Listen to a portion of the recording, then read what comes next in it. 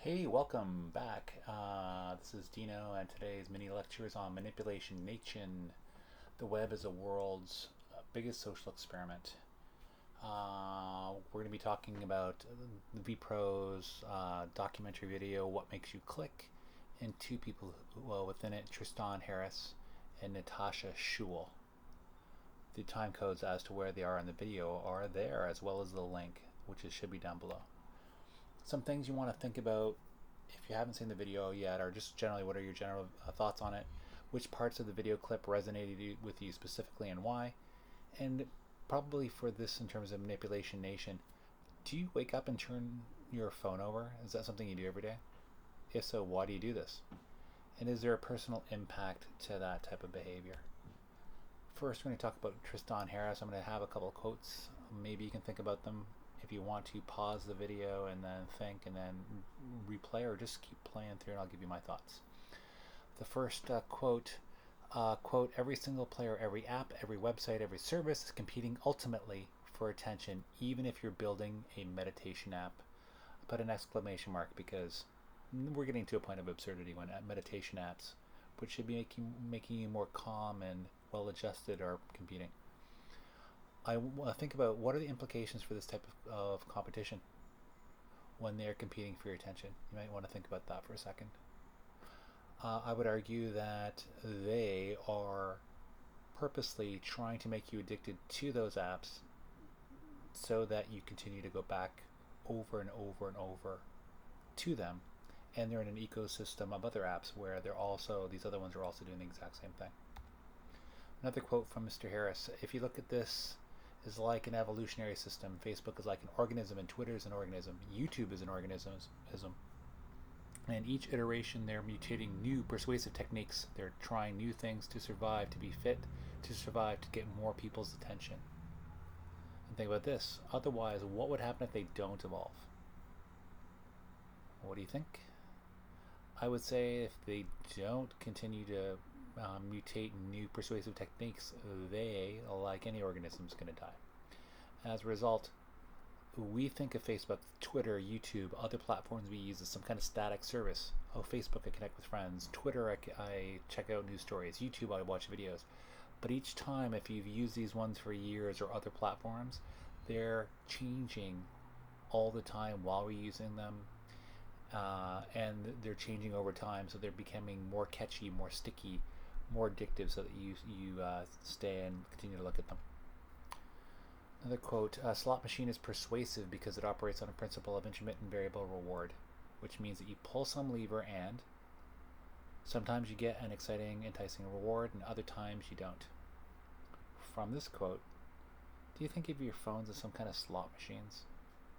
I would say they are. Sometimes you get them when you look at your apps on your phone, your phone buzzes, it might make sounds. You look at the different apps on the face of your phone, you see the little red circles saying how many messages you missed. And the good part about it is sometimes you get messages, notifications, they're great. Sometimes you don't, and you're like, either way, those differing variable rewards make you want to come back to the app over and over again. Finally, Mr. Harris says, and when something is giving you so many choices, it's hard to argue or think there could be any downsides to that. It's just that we're not asking the real question, which is, what are these choices for?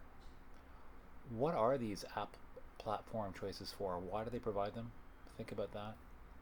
It's, again, they're providing you more choices to make you think that you're getting a better product, a better service, a better app, to make you more addicted to that service, so you tap into it time and time again, multiple times a day, and every single day. The next point is I'd like you to watch the URLs here and below for Natasha Schul, who works at NYU.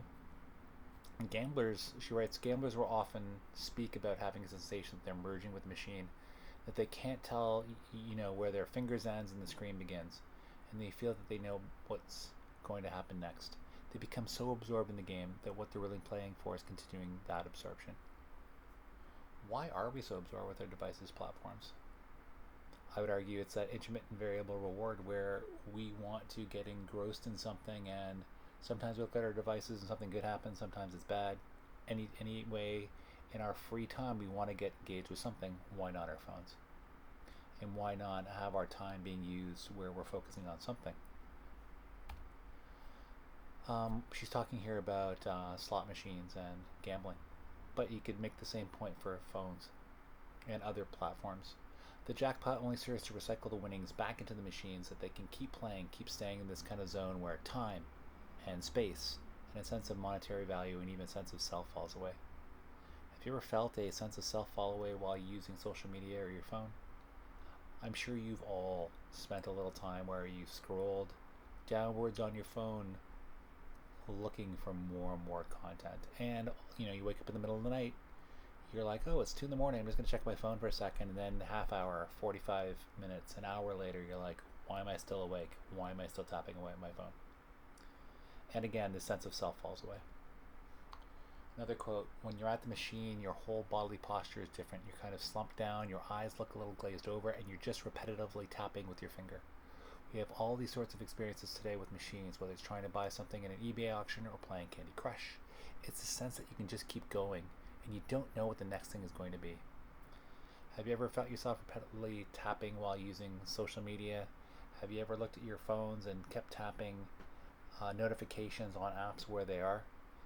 Oftentimes, if you'll see people on subways or in public spaces, they're just looking down at their phone. They're tapping away at their iPad. They're tapping away at their phone. They're tapping away at their laptop, just continually absorbed.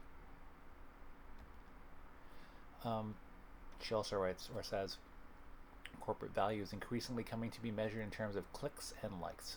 It's a kind of nano monetization of human experience that does create that image of this little slot machine player is just tapping. And in the clip, there's this really hypnotic scene where this one person is clicking down and it looks like an addict. I wonder what you think about this implication of nano monetizing experience. What's the outcome of that? I would argue that as corporate value becomes to be divided into clicks and likes, it's our whole human experience is divided into what we click, what we like, the algorithms that measure these things continually give us more and more content based on our likes and our clicks. And again, our lives, our wonderful, rich, amazing lives are divided into small experiences by corporations. That was it. Manipulation Nation, the web is the world's biggest social experiment. Hope to see you again soon.